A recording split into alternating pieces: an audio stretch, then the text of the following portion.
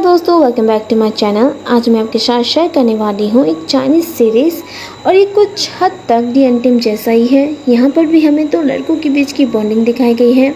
अगर आपको ऐसे सीरीज़ देखना पसंद है तो ये वीडियो आपके लिए है, अगर नहीं तो आप इस वीडियो को स्किप कर सकते हो।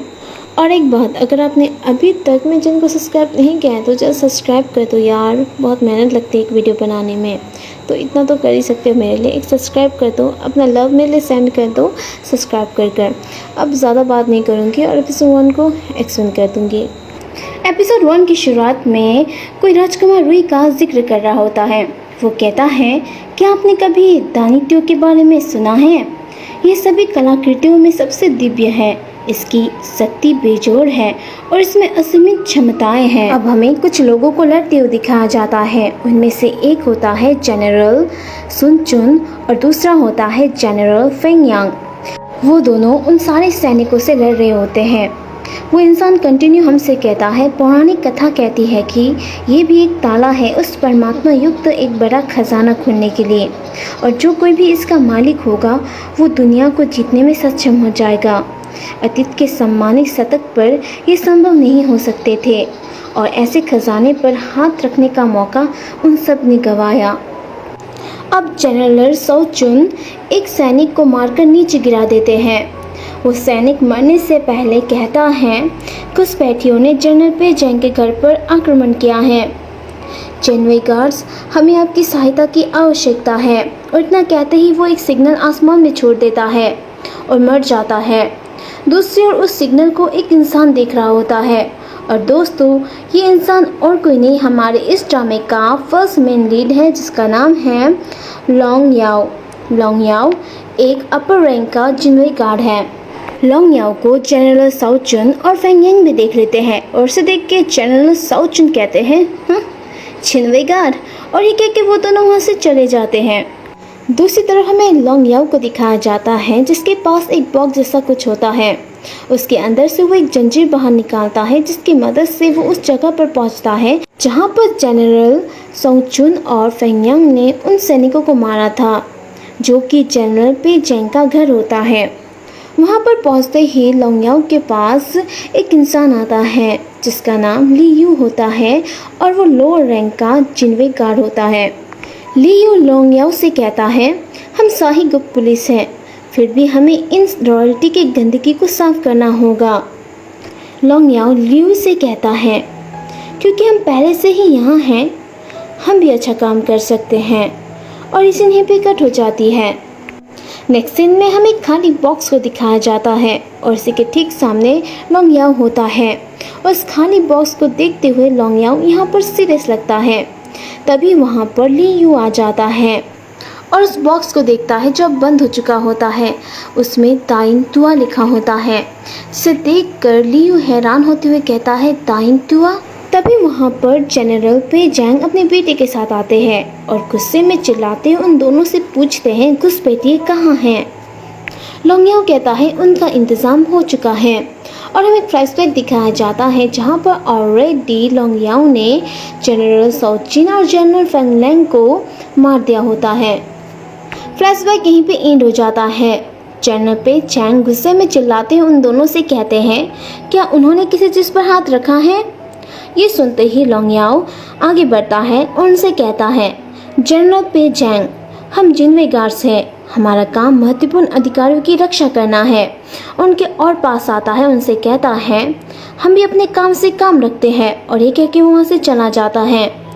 उन दोनों के वहाँ से जाते ही जनरल पे चैंग और उनका बेटा जिसका नाम है वांग चाओ वो उस बॉक्स के पास आ जाते हैं। उस बॉक्स को देखते ही वांग चाओ अपने पिताजी से पूछता है, ये है क्या? मैंने कभी भी आपको इसके बारे में कुछ भी जिक्र करते हुए नहीं सुना। बहुत सारे लोग मर चुके हैं, आखिर ये चीज़ है क्या? ताइन तुआ। उसी के दूसरे सीन में हमें दिखाया जाता है लोंग याओ और ली यू को, जो कि बाहर आ चुके होते हैं।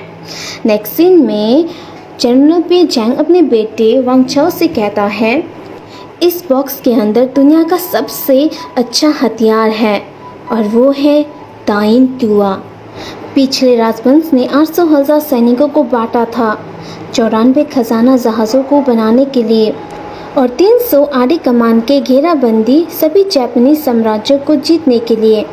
उन्होंने ये बंदूक बनाई उनके सम्राट के लिए। हालांकि चीज़ें योजना के अनुसार नहीं हुई। तूफान से सब कुछ तबाह हो गया। ये दिव्य कलाकृति अंत में बेकार हो गया और ये सीन यहीं पे कट हो जाती है। नेक्स्ट सीन में हमें लॉन्ग याओ और लियो को दिखाया जाता है। लॉन्ग याओ लियो से कहता है घुसपैठियों ने सिर्फ इसे चुराने के लिए अपनी जान जोखिम में डाली। दाइन तुआ मूल रूप से शाही परिवार का था। मैं नहीं जानता कि कैसे ये पेई जैंग को मिल गया। नेक्स्ट सीन में जनरल पेई जैंग अपने बेटे वांग चाओ को दाइन तुआ के बारे में बता रहे होते हैं। वो उनसे कहते हैं 1 दशक पहले मैंने सम्राट को बचाया और उनका विश्वास हासिल किया। इससे स्वर्गीय सम्राट ने मुझे एक कलाकृति सौंपी। इसके बारे में किसी को पता नहीं होना चाहिए। ये सुनते ही वांग चाओ उस बॉक्स को खोल के देखता है जिसमें दाइन तुआ रखा गया था, लेकिन वो बॉक्स खाली होता है और ये देखते ही वांग चाओ पूरी तरह से शॉक्ड हो जाता है और जनरल पेई जैंग से पूछता है पिताजी वो कहाँ हैं? दूसरी तरफ लॉन्ग याओ लियो से कहना होता है दाइन तुआ कैसे खोया इसका सच पेई जैंग ही जानता है। उसे इस बात से चिंतित होना चाहिए कि हम उसे बेनकाब कर सकते हैं। ये सुनते ही लियो लॉन्ग याओ से कहता है इसका मतलब हमने इनडायरेक्टली रूप से उसे पकड़ लिया है। लियो की इस तरह बातें सुनकर लॉन्ग याओ उसके पास आता है और उससे कहता है लियो ये चीज़ तुम नहीं कर सकते तो तुम उससे दूरी रहो। ये कहकर लॉन्ग याओ वहाँ से जाने लगता है। तभी लियो कहता है अरे मेरा नोटबुक कहाँ चला गया? मुझे ऐसा लगता है कि शायद मैंने उसे छत पर ही छोड़ दिया है। मैं भी जाकर वापस आता हूँ। और ये कहकर लियो वहाँ से चला जाता है। लियो की इस तरह की बातों को सुनकर लॉन्ग याओ थोड़ा सा हैरान हो जाता है। अब नेक्स्ट सीन में जनरल पेई जैंग वांग चाओ से कहता है 19 साल पहले दाइन तुआ चोरी हो गया।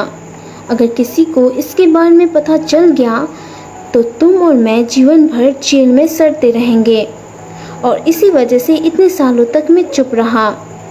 ये बात जानते ही वांग चाओ पेई जैंग से कहता है पिताजी वो तो जिनवे गार्ड्स, क्या हम उन दोनों को मार दें? पेई जैंग कहता है जिनवे गार्ड्स को मारना ये एक बहुत ही बड़ा अपराध है और मुझे उम्मीद है कि उन्होंने इस बॉक्स को खोला नहीं होगा। तभी वहाँ पर लियो आ जाता है और उन दोनों से कहता है 7वां दिन।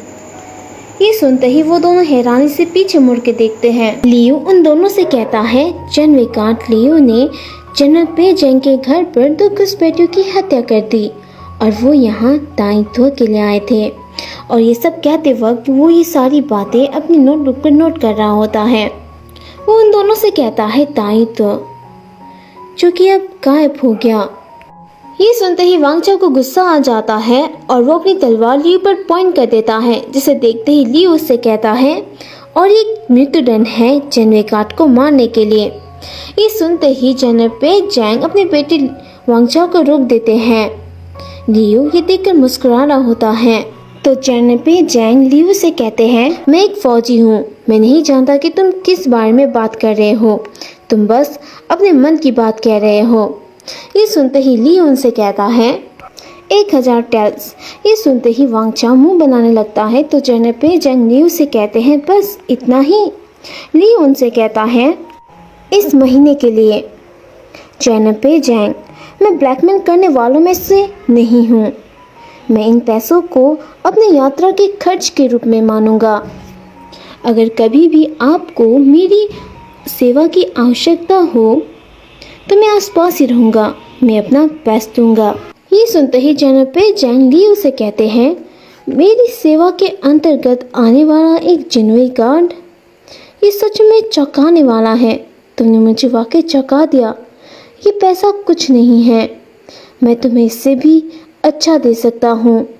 चलो हम कल हॉन्टिंग ग्राउंड्स में मिलते हैं।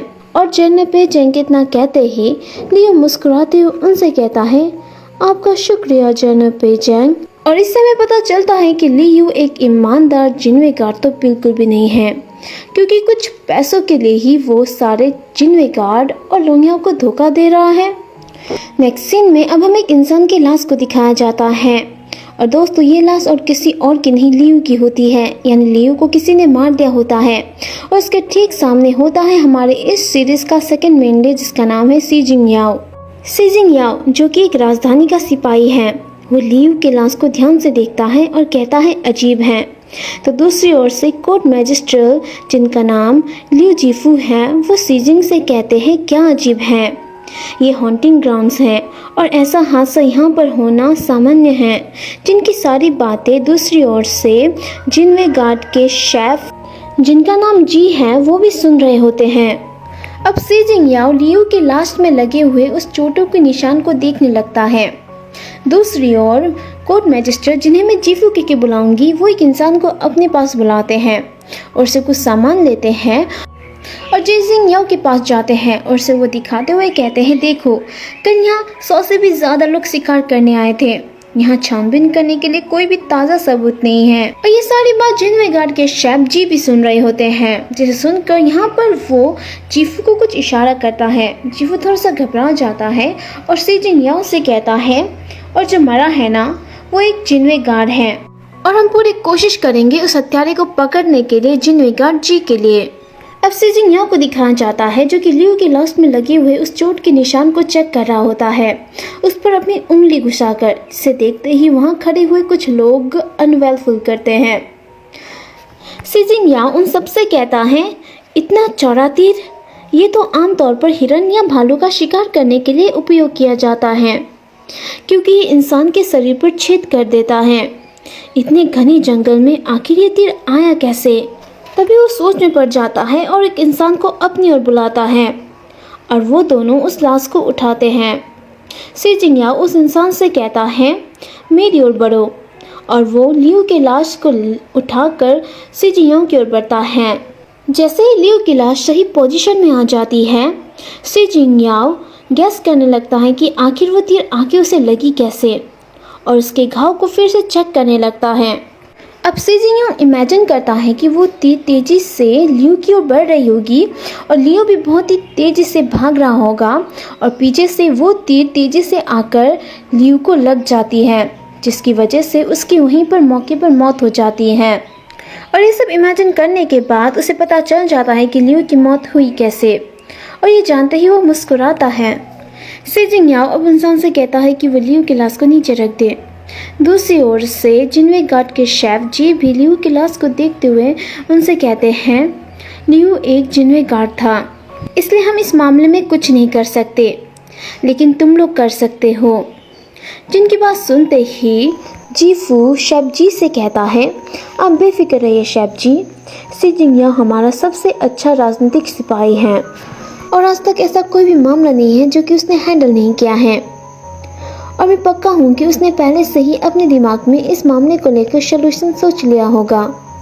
और सी जिंग याओ से कहता है मैं सही कह रहा हूँ ना? सी जिंग याओ कहता है बिल्कुल सही कहा। अगर सबूतों के मुताबिक क्राइम सीन को देखा जाए तो जहाँ तक मैं जानता हूँ और समझता हूँ, मुझे ऐसा लगता है कि जिनवे गार्ड लियू की मौत यहीं पर हुई होगी। जब बात सुनते ही जीफू शॉक्ड हो जाते हैं और कहते हैं क्या? दूसरी ओर से शेफ जी सी जिंग याओ से कहता है 5 दिन, फर्क नहीं पड़ता तुम्हारा सर हो या फिर हत्यारे का, मैं एक को अपने साथ लेकर जाऊंगा। जब बात सुनते ही सी जिंग याओ भी शेफ जी से कहता है शेफ जी क्या आप मुझे धमका रहे हैं? और इस बात को लेकर दोनों में बहस होने लगती है, जिसकी वजह से शेफ जी नाराज हो जाते हैं और सी जिंग याओ को 1 दिन देते हैं। जो सुनते ही सी जिंग याओ घुटनों के बल गिर जाता है और शेफ जी से कहता है मुझे बस 2 दिन चाहिए, मैं हत्यारे को पकड़ लूँगा। और इसी नींव पे कट हो जाती है। नेक्स्ट सीन में हमें कुछ लोगों को किसी के लाश को ले जाते हुए दिखाया जाता है, जिसके हाथों से एक फूल नीचे गिरता है। अब हमें लोंग याओ को दिखाया जाता है जो कि उन्हीं 2 घुसपैठियों की लाश को गढ़ रहा होता है। वो आगे बढ़ता है और अपने एक जिनवे गार्ड से पूछता है क्या उन दोनों के पास से तुम्हें कुछ भी अनयूजुअल चीज़ मिली? जो बात सुनते ही एक जिनवे गार्ड लोंग याओ से कहता है सर हमें उस घुसपैठियों के पास से कुछ नहीं मिला, ना ही तो उनके पास पैसे हैं और ना ही तो उनका कुछ पहचान पत्र है, जिसके कारण हम अभी भी उन्हें पहचान नहीं पा रहे हैं कि आखिर वो है कौन। तभी लोंगयाओं को वही फूल दिखाई देता है जो कि उसी घुसपैठिए के लाश के हाथ से नीचे गिरा था, जिसे देखते ही लोंगयाओं उसे उठा लेता है और उसे ध्यान से देखने लगता है। उस फूल को वो स्मेल करता है, जिसे स्मेल करते ही उसे कुछ अजीब सा महसूस होता है और वो कहता है ये फूल तो बॉर्डर से हैं। लियू, इस फूल के बारे में नोट करो। तभी एक जिन गार्ड लोंगयाओं से कहता है लियू तो आज आया ही नहीं। जो बात सुनते ही लोंगयांग यहाँ पर पहले तो शॉक्ड हो जाता है और परेशान हो जाता है और तभी उसके हाथों से फूल नीचे गिर जाती है। अब आगे क्या होगा ये मैं आपको नेक्स्ट पार्ट में एक्सप्लेन करूँगी। आई होप आपको ये सीरीज़ पसंद आ रही है। अगर पसंद आ रही है तो कमेंट में इसके नेक्स्ट पार्ट के लिए रिक्वेस्ट ज़रूर करना। अगर वीडियो पसंद आती है तो वीडियो को लाइक शेयर कमेंट भी करना और चैनल को सब्सक्राइब करना मत भूलना। इसके नेक्स्ट पार्ट को देखने के लिए मिलती हूँ नेक्स्ट वीडियो पर। Bye bye.